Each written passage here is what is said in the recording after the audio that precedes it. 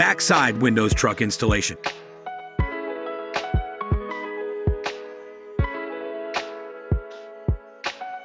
Before we prepare, make sure to give yourself enough working space, as well as have windows and area clean from dust or grime.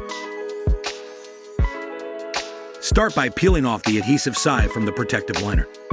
Immediately spray tint solution onto the adhesive side. As you peel off the protective liner, the more you should spray tint solution onto the adhesive glue side of the film. Have the window rolled down about 1 inch and spray tint solution onto the window.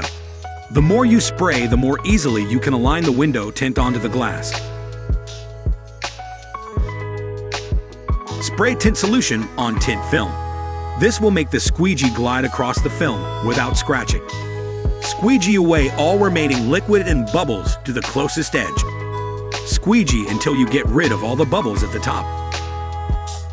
Now roll the window up completely and spray more tint solution. Remove the rest of the protective liner.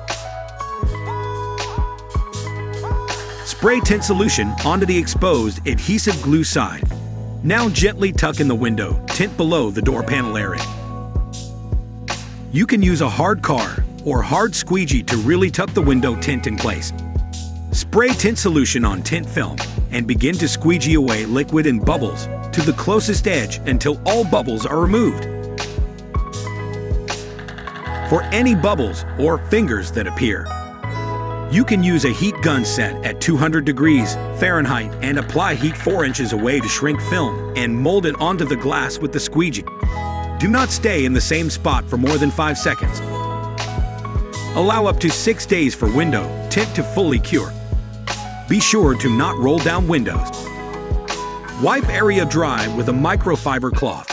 We recommend leaving your truck out in the sun throughout the next few days to dry. Installation complete. Thank you for watching.